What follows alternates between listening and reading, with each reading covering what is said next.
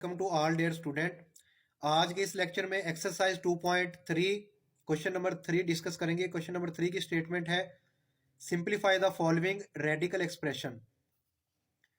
हमारे पास यहाँ पे कुछ रेडिकल एक्सप्रेशंस गिवन है, इसको हमने क्या करना है, सिंप्लीफाई करना है।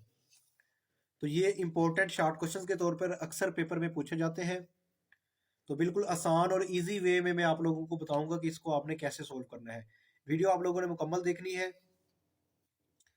अब देखिए, सबसे पहले हमारे पास जो फर्स्ट पार्ट गिवन है उसमें यहाँ पे लिखा हुआ है रेडिकल 3 -125, यानी कि 125, और ये हमारे पास, इसको आप क्यूब रूट भी कह सकते हैं। यहाँ पे देखिए हमारे पास -125 है, तो ये जो 125 है, पहले इसको हम क्या लिखेंगे, इसको रेडिकल से एक्सपोनेंशियल फॉर्म में मैं कन्वर्ट कर रहा हूँ। कौन सी फॉर्म में? एक्सपोनेंशियल में। तो मैं इसको कैसे लिखूंगा, -125, और ये 3 है, इसको मैं लिख दूंगा 1/3। ये रेडिकल से मैं एक्सपोनेंशियल फॉर्म में आ गया।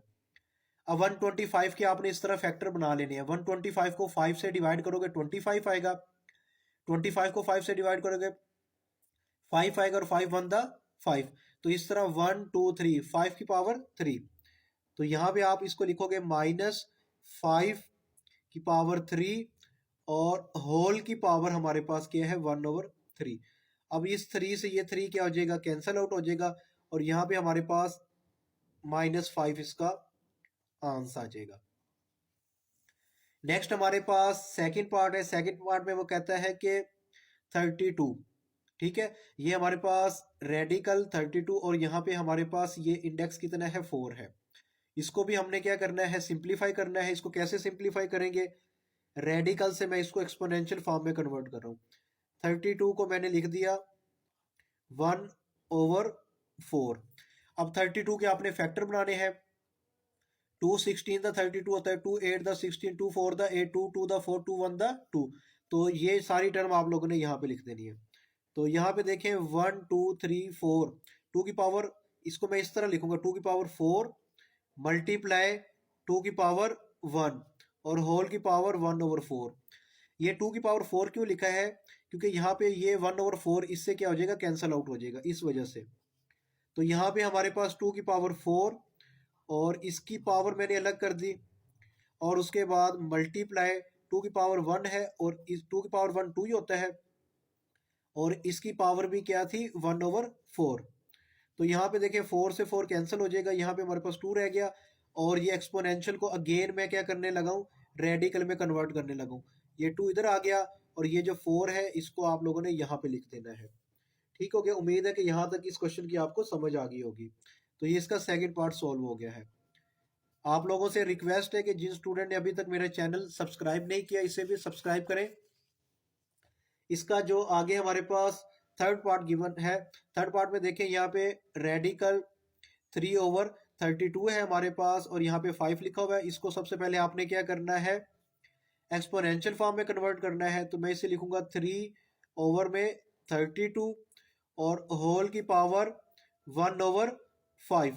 उसके बाद मैं क्या करूंगा, ये जो 32 होता है ना, ये होता है 2 की पावर 5।